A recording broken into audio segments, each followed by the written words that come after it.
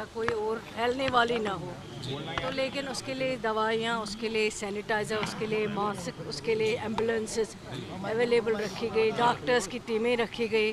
लेकिन कुछ देर बाद जब 3 लोगों की और मौत हो गई हैं, फिर लास्ट अभी रिसेंटली जब 5 लोग और मरे और अभी अब कल एक और की डेथ हो गई। तो जो सारे टेस्ट करवाए थे, जो सैंपल्स ले गए थे पहले वहाँ पे, चाहे वो फूड ग्रेन का सैंपल हो, चाहे पानी का, चाहे बिस्किट्स का, जो जो उन्होंने चीज़ें इस्तेमाल की थी, खाने पीने की चीज़ें, उन सब के टेस्ट किए गए। वो सारे टेस्ट जो है वो नेगेटिव आए। लेकिन उसके बाद जो बाहर टेस्टिंग के लिए गए और FSL रिपोर्ट जो थी उसका इंतज़ार हमें करना पड़ा। दिल्ली से टीमें आई, उन्होंने भी वहाँ पे जो है इलाज चेकअप्स वो किए हैं। उसके बाद जो टेस्टिंग के लिए गए हैं वो पुणे भी हमने भेज दिए, जो सबसे पूरे कंट्री में जो है लैब वहाँ मानी जाती हैं।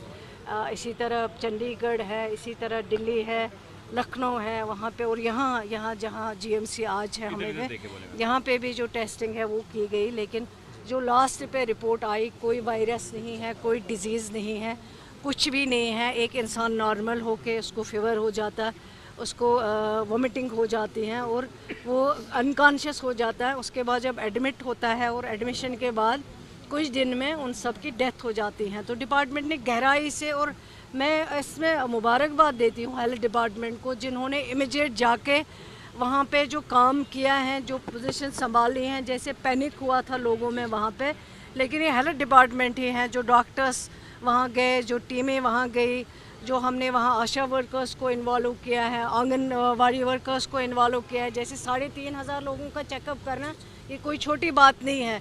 तो मुझे लगता है जो हेल्थ डिपार्टमेंट ने काम किया वो काबिल तारीफ़ है। लेकिन अब जो रिपोर्ट्स आई है वो रिपोर्ट से ही साबित करती हैं कोई इन्फेक्शन नहीं है, कोई डिजीज़ नहीं है। बात कंप्लीट करने दीजिए।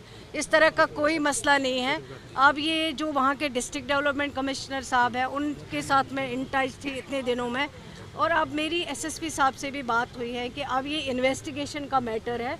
अब वो इन्वेस्टिगेट करेंगे और इन्वेस्टिगेशन के बाद जो भी रिपोर्ट होगा वो आपके सामने रखा जाएगा।